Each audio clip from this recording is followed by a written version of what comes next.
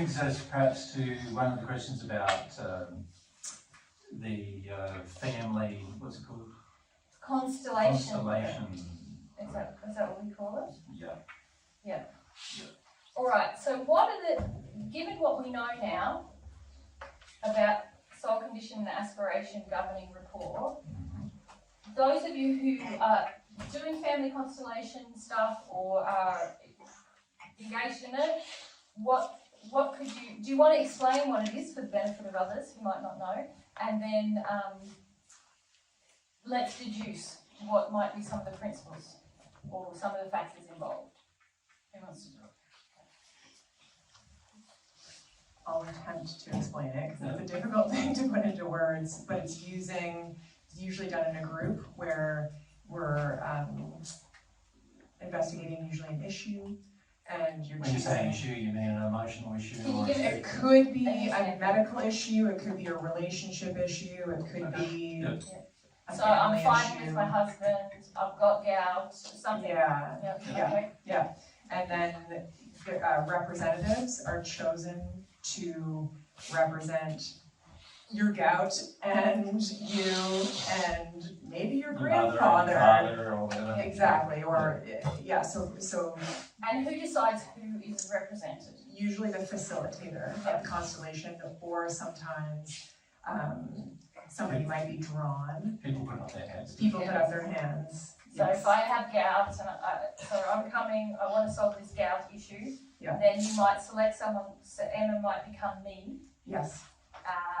Anna might become my gout, Yes. and then Michael might become my dad. And and Pamela might say, I think the grandfather is involved here. yeah, that's right. So Pamela becomes grandpa. Yeah, and then those representatives are placed, kind of in the center, and then they feel into each, what they are representing, and then they allow themselves to kind of move or rearrange themselves.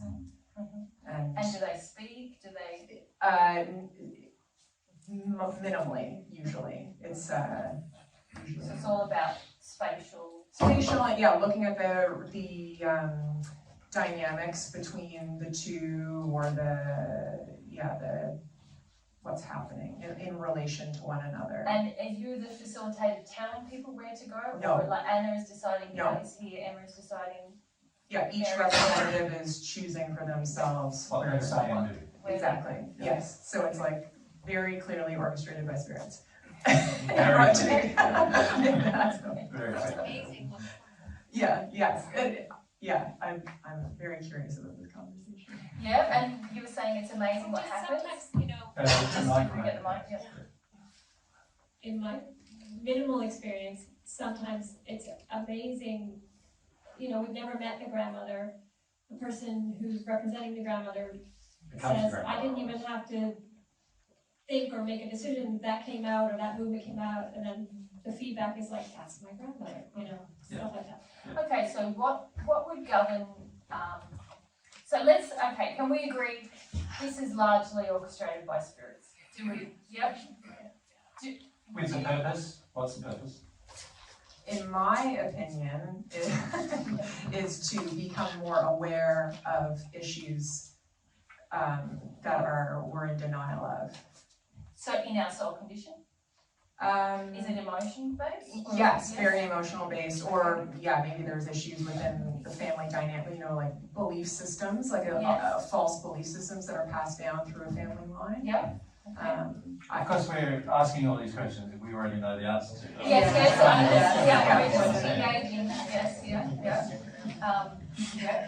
we're trying to draw out the principles for your benefit, but okay, and so we're saying spirits, we're agreeing, because how else? Can I ask, what's the point of all of you getting together? What's the point of it? I think to have a visual, representation of, so people can see it. So that And I think there's like a kind of like you see it to believe it. Like if it's happening, it's easier, So you're talking about harder to deny. giving people awareness. No, I don't think that's No, I don't think so. No. But the... can I just ask a different question? What is the real reason for getting together?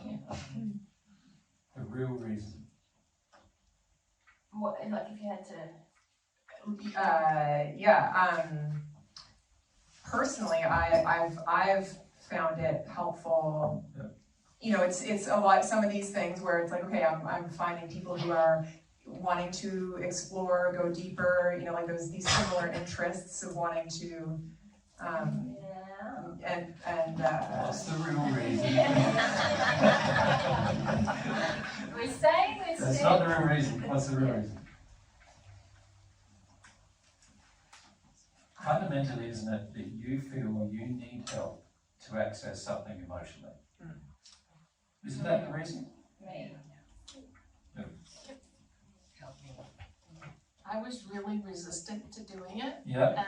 and so when I did decide To do to it. try it, Yeah. it was because there were some real difficulties within my family, deep difficulties, and I Okay. heard that this could help my family. All of which God could share with you through the conscience.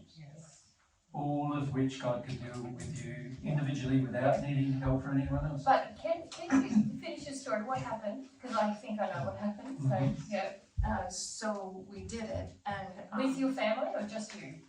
with just family member and me. Yep. And I mean, I was part of it. Yep. And so that was a couple of years ago. And there have been some really amazing positive change within my family that I never thought I'd see. All right. Big, like, further family, uncles and aunts. Yeah, so people who weren't involved in the, yeah. So, why do you think that might happen? Well, I don't really know. All right, yeah, let's talk about it. So, if we know this about rapport, spirits who are going to be involved in this are going to be drawn by the collective aspiration of the people involved. Can we agree that that's logical? Yep. Yep. So, if the aspiration, clearly one of the biggest aspirations Jesus has pointed out is, I need help, I can't cope, right? So that's one. I want a magical way of solving this problem. Do you know what I mean by magical way? Like something that all I have to do is a little thing here and bang, there's a big change. Now, I would say that that's almost one of the more innocent aspirations, actually, because depending on who is facilitating it, there could be other aspirations that are affecting the rapport to which spirits come. So if say the facilitator is like, I just want to help people and I want to bring awareness and I want, these aspirations are not in harmony with God's way, but they're not malicious or evil, right? So that's going to govern a bit who comes to help spiritually. If my aspiration is, I want to feel important doing this, and actually I want magical fixes for people, and actually it should be easy, and actually I love how everyone goes, wow, this really helps, and all of these kinds of things. Can you see immediately my aspiration, and if I'm the facilitator, I have the biggest impact on rapport. We're getting darker now, aren't we? We're getting darker. And so spirits, what kind of spirits might come? Yeah, let's boss people around. We like power too. We're going to force them into this, or we're going to, all these kinds of things can happen. Okay? So that's the aspiration side of it. And the rapport is going to be governed by the aspiration as well as the condition of the people there. Around in the room. Yeah. Now let's say my aspiration is primarily to any hard thing that I have to deal with, I want to make easier.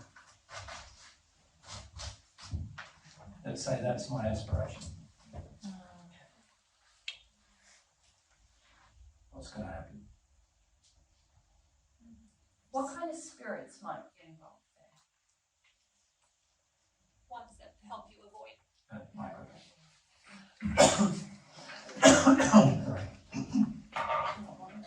Perhaps spirits that help us avoid the emotions. Yeah, but if you believe dealing with emotions is your way forward, What kind and of you've got spirits? spirits around you but inside of you, you really want to be able to deal with them easily. You don't want to have to go through this. Well, that's a good point, because in my, again, couple of times that I've done constellation work is very emotional. Mhm. I've had big emotions. Whose emotions? Not sure. Yeah, and that's what you Are they have. yours or Well, are they the that's a good spirits? point. When I've been a representative, if it doesn't feel like they're mine. When I've been the one, what would you be called if you're The gout, or no, the gout or the person. the person, the client, The client. then it feels like they're mine. I'm witnessing these representatives and having an emotional experience.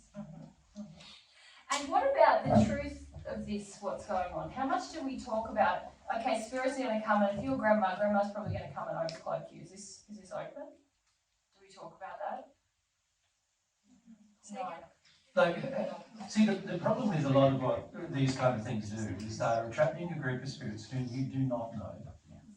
And you have not identified their identity, you haven't validated their identity. You're not even acknowledging that it's spirits there doing this stuff with you.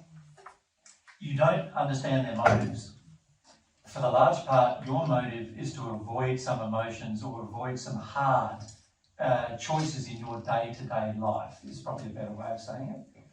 You want to have some emotions sort of isolated from your life.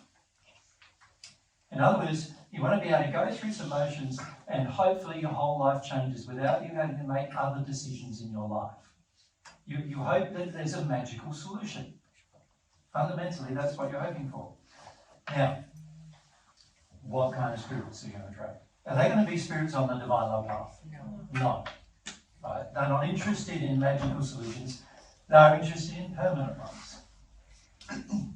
They're also not interested in you avoiding decisions in your life. They're interested in you taking responsibility for your life and making some decisions in your life. Right?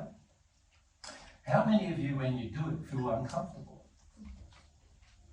before it happens? There's quite a number. Why do you reckon the discomfort is there? Let's start, Lisa. So I don't have a lot of experience, I've only Yeah. had it once. Yeah. And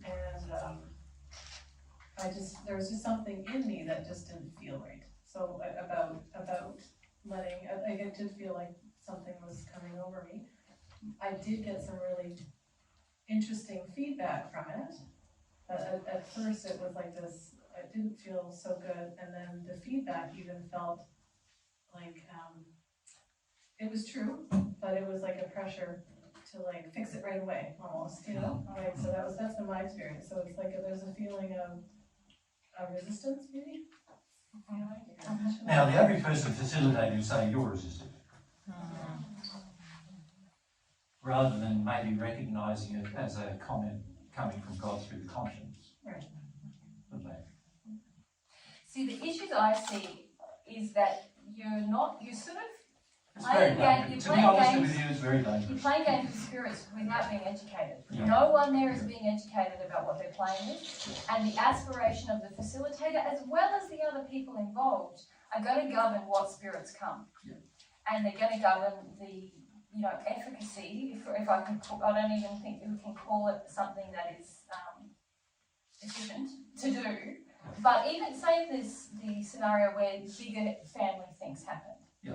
What can happen is that the people who are involved in the constellation, who are in the spirit world, come. They observe. They're like, oh wow, yeah, I messed up with that granddaughter, or they might gain an awareness and then run off and then pressure their son, who's the uncle, fix To make some this. changes. Hey, you've stuffed up here. We're stuffed up. Fix it all.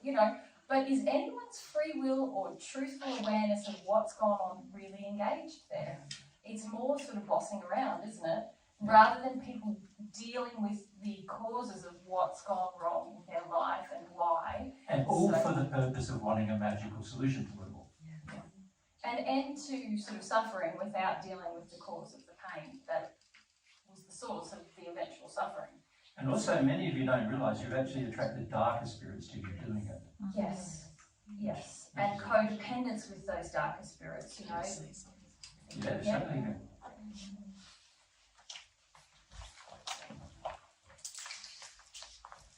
This was before I knew about divine truth. All good, yeah, I understand. Yeah. So I'm curious, what can I do to help my family now? I want to fix it. Well, yeah, we'll talk about that in a minute. I think we need to resolve Let's what's just going keep- on here. Because First. there's even factors we haven't really talked about yet. A lot, yeah. Yeah, There's a lot going on in these events. yeah.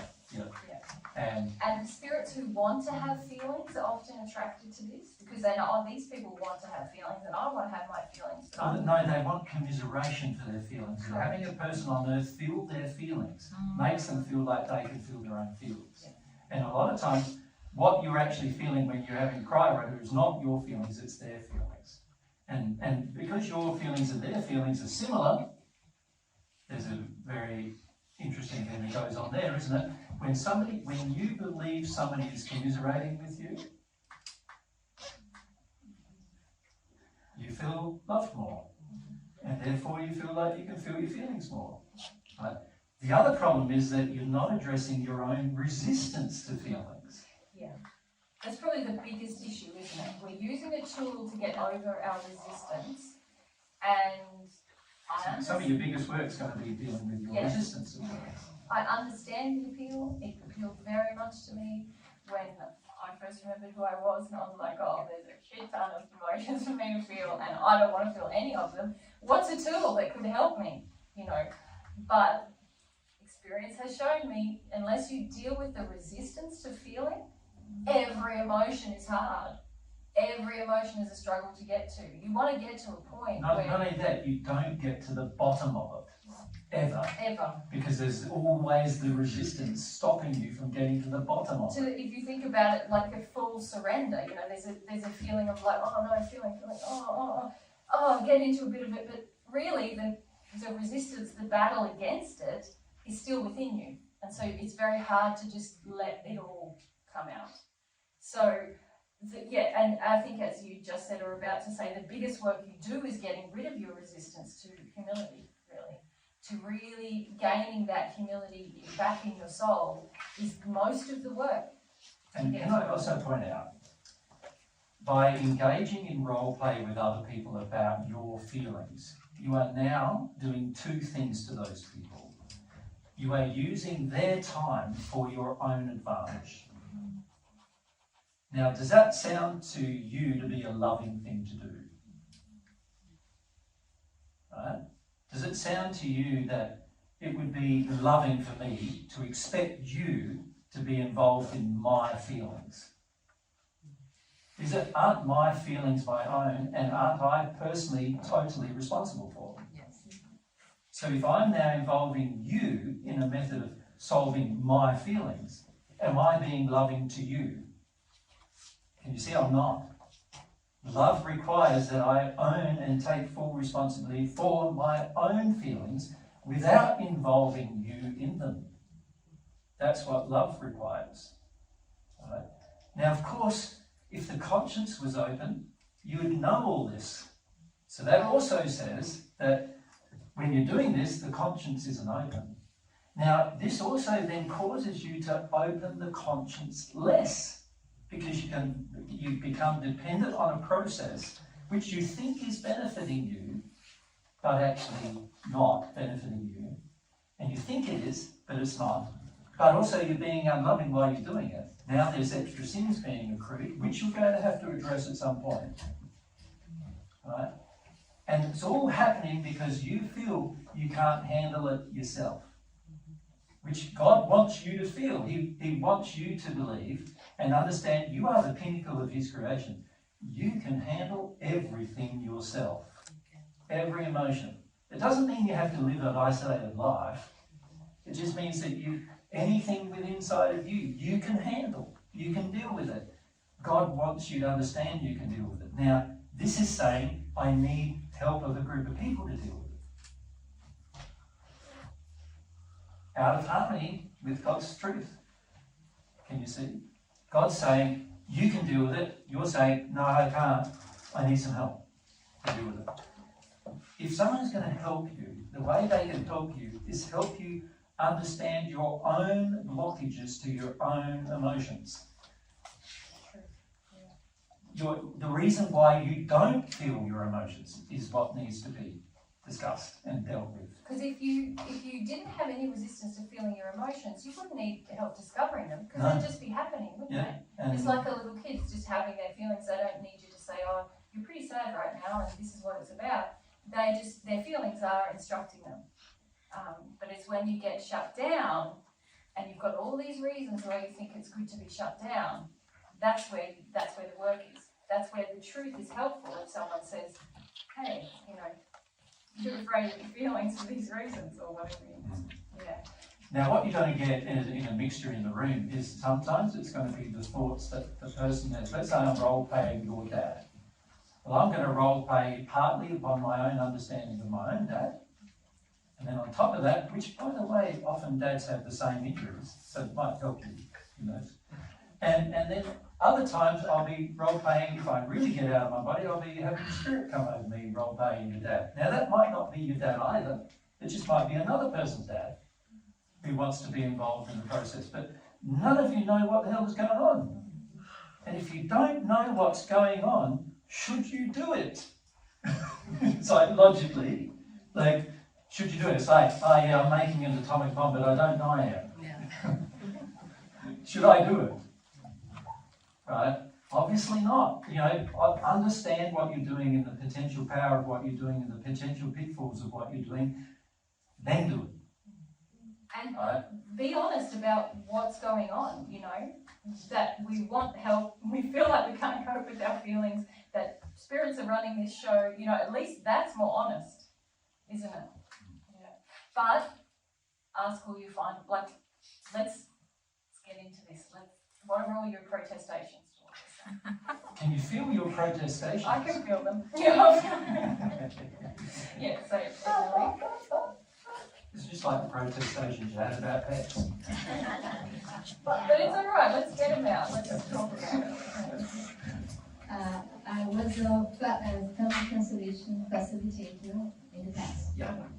And today I was talking about this because I just came to me two laws, because there are some laws that are applied to the systems, family systems, that I just saw that, wow, this is leading us directly to hell. One is the law of hierarchy. Yeah. And it says that ancestors come before us, so we have to honor them. But the law, God's love and God's hierarchy, it's about love, not about time. Correct. And also not about who came before you. Because if it was, I'd be stuffed. Like in the first century and now, I would be. My father in this life, my grandfather in this life, both of them were drunkards. One of them died by the time he was 56 from alcohol abuse. And in the first century, I had a father who was involved in the Pharisee Sanhedrin, a grandfather and a grandmother who basically didn't believe in God at all. So can you see, if you put some honour on that, how can you honour that? But the main issue my father in the first century had with me is that he felt I dishonoured him constantly. And one other law that I remember is the law of compensation. Yep. It is said that if someone does you wrong, you have to do a wrong, but just a little bit less. So you have to intentionally do wrong. What? So what? That is directed to hell. You have to at least act wrong. Do you act it in the constellation, or do you have to go out and do it? No, in life, if someone does you wrong, Yep. to keep the balance of love. But this might not be the version of constellation that Is you this know. your They're telling you, it's the father of family constellation, they're telling you. Yeah, so he says that to keep the equilibrium of love, when someone does you wrong, you do a little bit less. In other words, justice rather than love. Yeah. I do wrong, you do It's wrong. interesting, isn't it? Because these guys haven't learnt that. But can I say that the spirits who led this guy to create it are definitely interested in you guys doing it. So even though you didn't learn it, they're still going to be interested in prolonging it on Earth, and if they still hold the same beliefs, they're going to be influencing what goes on. This is why you need to know where it comes from. Yeah, you need truth, you need truth. Would someone mind me on the AC? Okay. Who else? Oh, yep, there you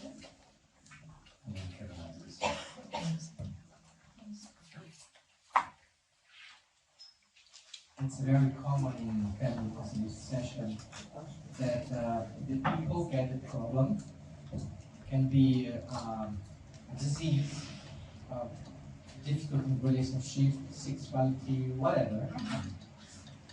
But the difficult of deal with the emotion or identify, which is the conflict, internal conflict that is the source. Yeah. And usually in the session, the person can be in contact with this, like expand the concept. And after that, the client will deal with this. For instance, a person that asked come at me with a difficult in her professional life. A business not growing, although she was prepared for that.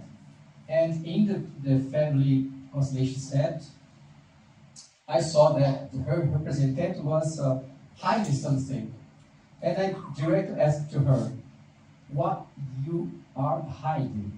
What's the secret? And she started to cry. And she said, well, I was abused sexually by my father, and I'm very ashamed for that. And then we could work this because she could never make a relationship about that. And then... now we stop. Yep, yeah. So there's a number of issues with what happened. Yeah. One, she never dealt with her desire to not be truthful about the thing. It was drawn out of her, the abuse. So it wasn't an engagement truly of her will to make a different choice to deal with this thing. Spirits helped you to identify that there was something she was holding back on. You drew it out of her, but that wasn't really her intention, her aspiration for it to come out. So you've actually helped her to avoid a resistance that she has within her that she didn't deal with. Even if she started to feel about the sexual abuse, she still has the resistance to being open about it. And even if her business life actually changed, she still hasn't fully dealt with the abuse, because if she had, she would be open to sharing it. Now, can I say, remember earlier when we were talking to Sarah about her situation with her daughter? We said we didn't deny that there was an effect that seemingly looked positive. Yeah. And the same goes with this. We're not denying there's an effect that seemingly looks positive. But you're getting fooled, guys. It's not a permanent solution. It's not a permanent thing. These people will still have to deal with things, and the trouble is you're convincing them that they've dealt with them, and then they look like things are changing, but they haven't dealt with them to the point where God wants them to deal with them so that they're completely free of them. And by doing this, you're creating an illusion that something is dealt with when it actually isn't. Now, that is going to impact their life in the future to a large degree. So the problem with creating what seemingly is a cure right now, without it dealing with the actual cause, means that down the track somebody's going to have to deal with the cause and come back to that problem. It's not an efficient way to deal with your problems. When you deal with a problem, you want to deal with the problem so that the outcome is permanent. You don't ever have to come back to it. Now or in the spirit world, ever have to come back to it. Right? So, yeah, can we illustrate this? Like, I've got problems, emotional problems inside of me that I've been aware but not awake to for 15 years. And I live with a pretty evolved guy, right? Now, he doesn't, how do you think he responds to that? Whenever it comes up, he reminds me, there's that issue you know about, there's that issue. So he tells me the truth. He doesn't support me in the emotional problem, he doesn't need any addiction to help me avoid it, he doesn't. But equally, he doesn't go, okay, darling, let's sit down. Let's do a role play. Let's get through it, you know? And he doesn't force me to get through. He doesn't say, like, you've got to get through this, or, you know, this is like, come on, you know, there's none of that, because he understands that unless my free will is involved, I will never actually deal with it. The truth, and this, like, yeah, it's. Now, I say to you guys, you can continue doing these things if you want to. You have free will. You're going to regret it later. But that's also something you'll learn in the process if you want to keep doing it. We're just saying to you what's going on. That's all. Right? So we don't sort of want to argue with you about it all. No, We're but just presenting to you what's actually happening. And I think that You did ask. You did ask, and probably regretting that very much. I think it's a really good way to illustrate a lot of these points that we've been talking about with spirits. Yeah. And also the principles of dealing with your sin. So if we see sin as something that's creating pain in our lives, God's way is for us to embrace our free will, to understand that issue, to awaken to it, and to desire to remove it. And anything else, if you think about it, is quite condescending. It's saying, oh, you need help. Oh, you can't really deal with it. What kind of a parent does that with their child? A loving parent says, you are strong enough to do this. You can do this. And I'm not going to make a shortcut or take anything away from you, because at the end of that day, you're going to feel less confident in your abilities than more. And this is a lot of issues that come with therapies. Does that make sense? And this is where, if you're going to be in a helping or healing kind of a profession, it's very important that you don't get condescending with people that you're working with. They have the same capacity as everybody else. Yeah. Frequently what we see is the persons facilitating these events are the least developed of all the people in the room. Right? And I need to say that to you direct, yeah. And as well, least developed from God's perspective in the room. Right? And you're not, and oftentimes there's too much arrogance to even see it, isn't it? Right? It's something we've talked to you about before, isn't it? So, and also you're not examining where these things came from and looked at the very people who teach them and how effective they are in their life, right? So we see a lot of people doing these kind of things, relying on a certain facilitator, but if you examine the facilitator's life, or you examine the life of the person teaching it, you go, their life's a big mess, actually. Right? And the reason why is because the spirits who engage in these kind of avoidance techniques are actually connecting more and more to the person and then making their life experience worse as a result.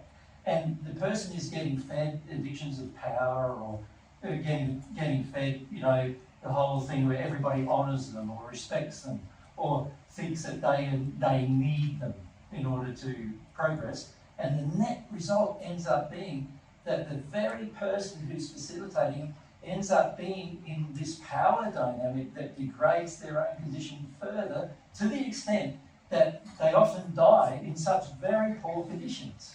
And we've seen this happening almost with every form of therapy that's gone on the planet, you know, for years and years and years. All these different programming techniques and all of these sort of kind of therapies, and then there's also a lot of psychological techniques that are being used, are all degrading the condition of the people using them, as well as creating a fiction in the people who think they'll benefit. Because there is no real change in the aspiration of the individual to be fully responsible for their own emotions and own life. Right? So this is a huge way in which we are dishonouring, in fact, free will in the individual. You know, just because a person says, I want to get out of this problem that I have, doesn't mean that God waits until they have a sincere desire to do that. Just because a person wants to avoid pain, and remember, a lot of our physical problems are the result of the law, God's law. God's intention is that you get that physical problem. That's the law. And the reason why he has that law is when a certain thing of love is broken, that law is engaged.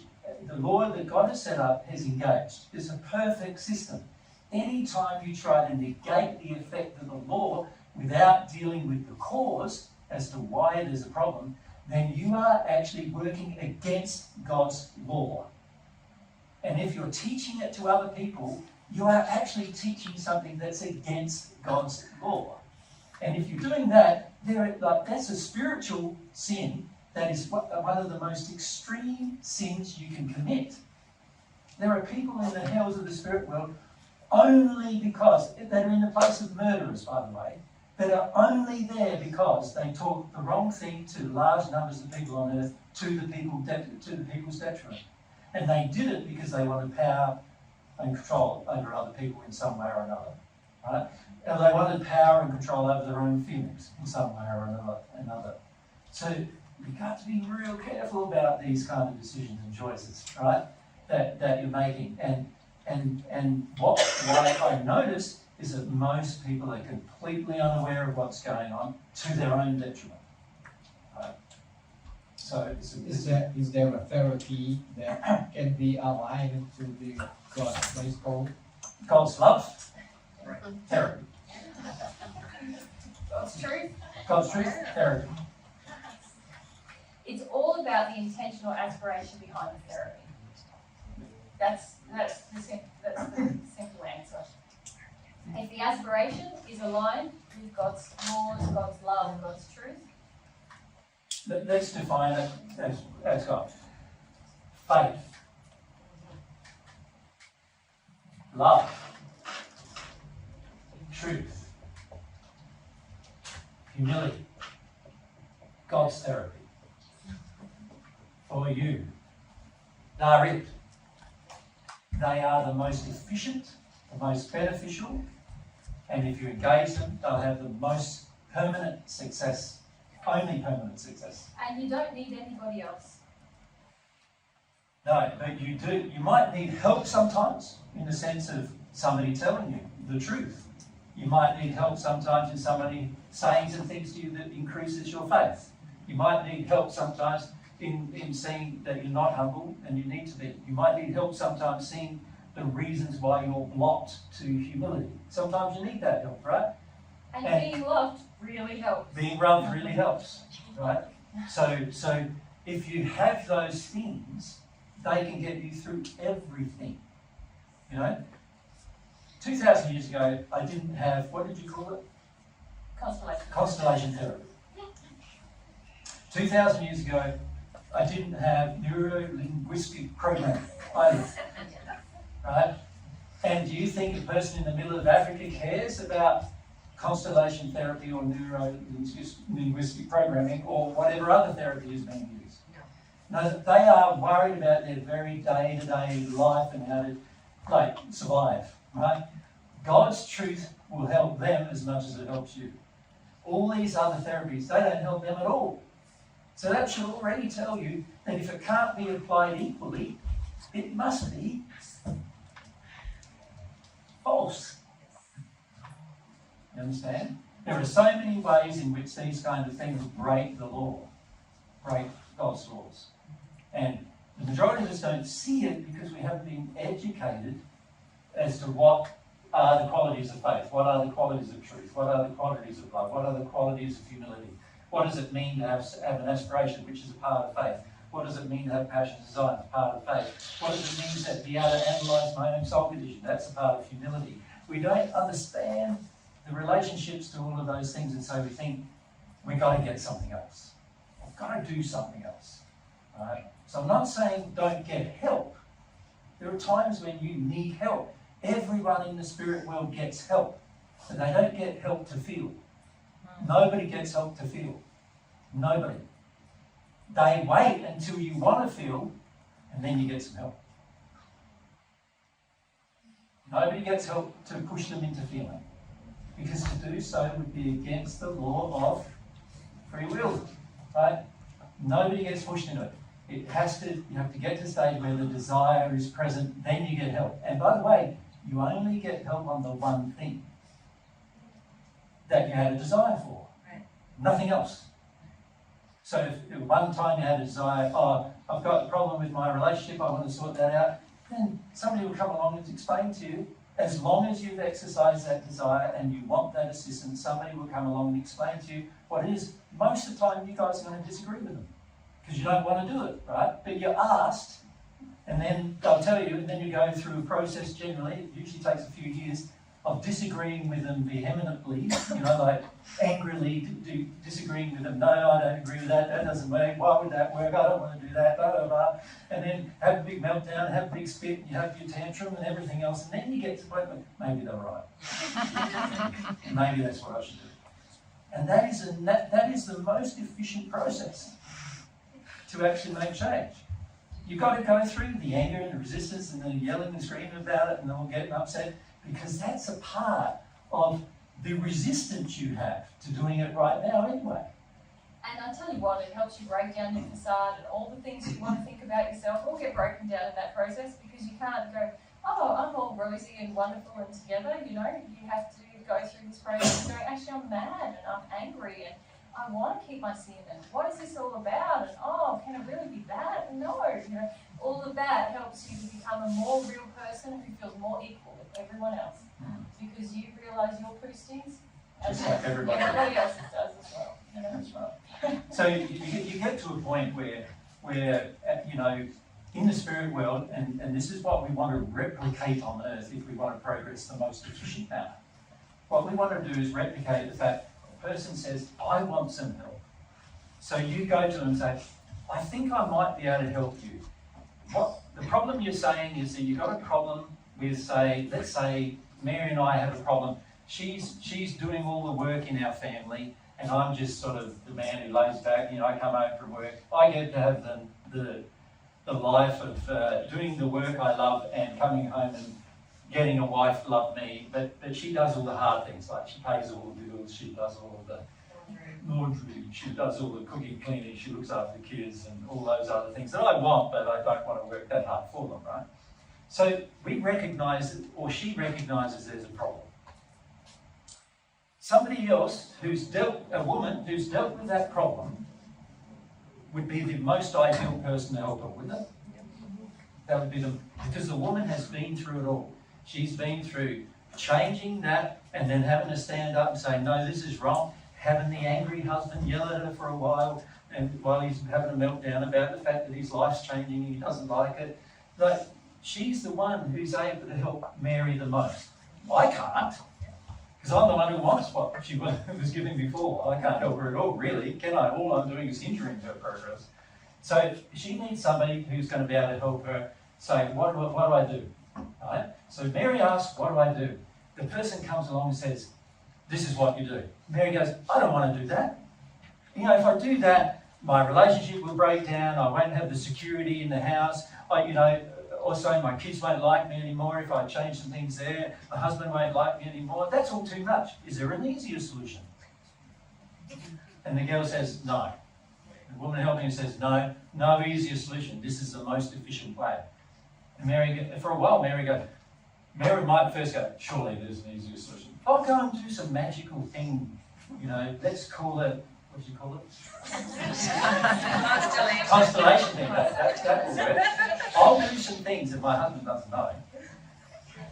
So this man, legally doesn't know I'm doing it, but I just did some constellation work. So he does some constellation work, and all of a sudden the man gets overcloaked by a spirit, and who knows what's going to change is going to happen now. You don't really know.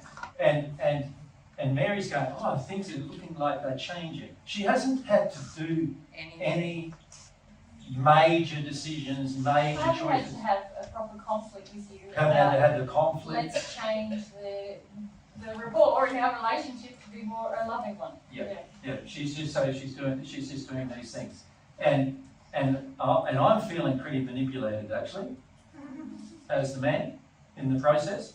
Not only what is she doing now behind the scenes there, with this thing that she does with those other people. Like, I'm pretty suspicious, right? Now, this is the net result of taking these kind of actions. Why wouldn't I be suspicious? She's doing it all behind closed doors because she doesn't want to have the out-and-out confrontation with me that will actually benefit me as well as her if we have it. She doesn't want to do that. She doesn't want to be humble enough to do that, has enough faith in that to do that, has not enough faith in truth to do it with me. She wants to have some kind of magical thing that happens behind the scenes and all of a sudden I start changing. Alright? Now, that's not good, is it? Can you see? Not good for me, not good for her. Now, if she is in that state and she wants some truth, a spirit can come along and say, this is what you need to do. Mary had gone off and she's done that thing and she's gone off and tried another thing, gone off and tried another thing, but still she's doing all the work for me in the end of the day. She feels happier because she feels like she's doing something about it, but it's not the thing she needs to do. She needs to have a conflict with me. That's what she needs to do. She needs to, not a yell, scream conflict, but what you're doing is wrong. I can't do this anymore. What are you going to do about it? Are you going to do anything about it? Do you want to be sincere about doing something about it? Or do I just need to leave, I think, rather than put up with this anymore. This kind of a conflict, right? She doesn't want to have that. And I don't want her to have it either. Because I'm still getting what I want, right? So I don't want her to do any of that. So the problem now becomes that this person, this good person who comes to help Mary and says, this is what I had to do, Mary's not listening to her anymore because she's looking for some magical solution to change her life that has nothing to do with what's actually going to change her life in the most efficient manner, right? And she's doing that, and so for a few years she'll do that, and it doesn't work. So what's she going to do then? Try another therapy. Try another one. Let's go off and find neuro-linguistic programming. Is that what they call it? NLP or whatever? Yes. Let's try that. Let's try tapping. You know, that therapy. You know, let's try that. You know, I'm feeling agitated. You know, tap certain pressure points in my body and I can't be so bad. The situation in life is not changing, and I'm not changing. So that doesn't work. Now, if Mary's not careful, she's going to go through so many different forms of therapy or trying to change. She's going to go through so many of them. Because she doesn't want to accept the actual one that's going to work, she'll go through so many of them and get tired with all of them. So what does she do then? Okay, now. It's pointless. I'm just living with this for the rest of my life. I'll live with the mongrel for the rest of his life. Me being the mongrel. Right? So, and she'll live with me for the rest of life because she didn't want to deal with the actual things that would change us. Right? Now, of course, I'm being completely unloving too, and that's never being confronted, right, by Mary doing all these other things, but not looking at the relationship, right, and saying, there's a problem here, that's why I'm tired and distraught and feel unloved, and there's all these problems here, right, in this relationship. Nothing's getting addressed, nothing's really getting addressed. Nothing benefits me because I'm still continuing my own behaviour. Nothing's benefiting Mary because she's exhausting herself in this process of trying to find out all these different therapies and all these different ideas and modalities and, all these. And most men who watch their wives, by the way, do this. The majority of men who watch their wives do this go, what crazy thing are you in next? Right? That's how they feel. And you can understand why they feel that way, right? Because it is crazy. Most of it is. And it doesn't work. And so at the end of the day, there's a disrespect growing in a relationship. These are all the consequences of not doing the thing that was suggested at the beginning. That eventually, Mary will have a meltdown about all that, say it didn't work, whether it's in the spirit world or now, eventually she'll have a meltdown, and the other person who came along to tell her can come along again and say, Mary, do you remember I said 25 years ago that you should do this? And Mary goes, well, I've tried everything else, all the things I would have preferred to work and didn't. So what do I do now? Maybe I should try that. But what's happened? She's wasted 25 years. And that's the penalty of not doing it God's way. You have the regret of wasting life. Have we said enough? I think that person who came along to help you when you died, you ignored them for 25 years. Because that's what, if you have a divine love guide, that's what they're saying. They're saying, deal with it properly. If you listen to God, what's God saying to you? Deal with it properly, deal with it permanently, deal with it my way. He's saying, my way is the best way. That's why we call this organisation in Australia God's way, not AJ's way or Jesus' way or Mary's way. You know, and sometimes when some people in the organisation go, I want to do it my way, I said, this organisation is not called your way. It's called God's way. What is God's way? That's what we need to do. And your way doesn't and not going to work, God's way will. Have some trust in that. God knows better what to do. Okay? Next question. We've got time for a couple more. Oh, we still do. Yeah, maybe a minute or two on each. How's everyone coping? Let's keep going. Kevin, is it a personal example or a question about? No, I was just noticing that, you know, what is it that's similar to what, I've never done the family constellations. Yeah. But what's similar to, so we all have almost like here a collective aspiration. So there's that comes together, like where we've been. To have a group, there's a collective aspiration. Yeah. Like And at this talk, you mean? then there's a collective soul condition. Yeah, correct. And then as you say, there's, well, I'm not saying as you say as I feel, as you say as well. Yeah. As you say there could be hundreds of thousands or millions of spirits kind of around.